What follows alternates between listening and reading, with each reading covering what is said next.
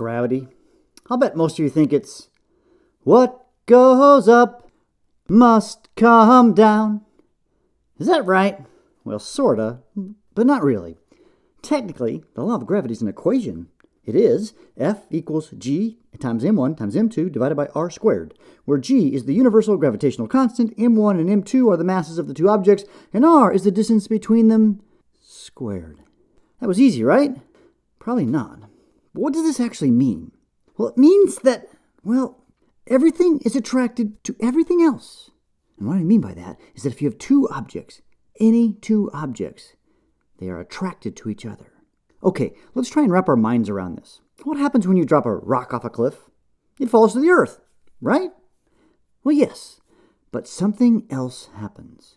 You see, the law of gravity says that both objects, the rock and the earth, are attracted to each other. This means that the rock falls towards the earth, and the earth falls towards the rock. Wait a second. You mean to tell me that if the earth falls up to meet the rock? Yes, that's exactly what I'm saying. And the reason you don't see the earth fall up to meet the rock is because the objects move towards each other proportionate to their respective masses. The earth is much, much, much more massive than the rock, so it moves a very, very small distance. And the rock is much less massive, so it moves farther with respect to the earth. Maybe a better way to understand gravity is to take two teenagers in spacesuits and place them far out in space, away from all the planets and the stars. It turns out they will be attracted to each other. I'm not talking about that kind of attraction. See, they have mass, and since they have mass, they will move towards each other. They are attracted to each other. Maybe one more thing might help. Have you ever played with two magnets? You know the magnets with the north and the south poles? When you take the magnets and put them closer to each other, they move together. They are attracted to each other. And the closer they are, the stronger the attraction. Think of the mass of the object like the strength of a magnet, and the distance between the objects like the distance between the two magnets. Now understand, I'm not saying that gravity and magnetism are the same. They just behave in a similar way. Let's think of one other thing. Astronauts. You know, astronauts, they weigh less on the moon than on the Earth. Why is that?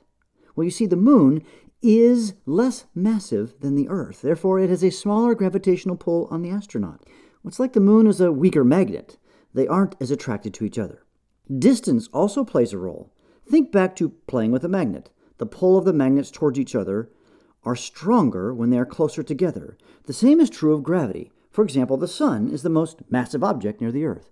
It dictates most of the gravitational forces in our solar system. It is very, very massive. But it is relatively far away, so even though the sun is a much stronger magnet, so to speak, it is a long ways away. Therefore, the attraction isn't as strong. So let's look back at that law of gravity, the equation, F equals G times M1, M2 divided by R squared.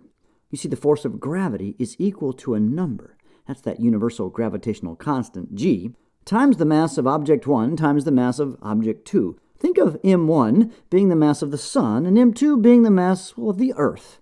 And then we divide by the distance between them squared.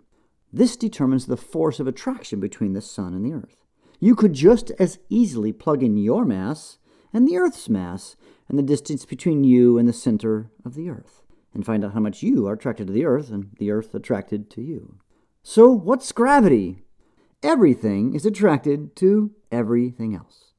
Everything. Oh, and one last thing, just to make you wonder.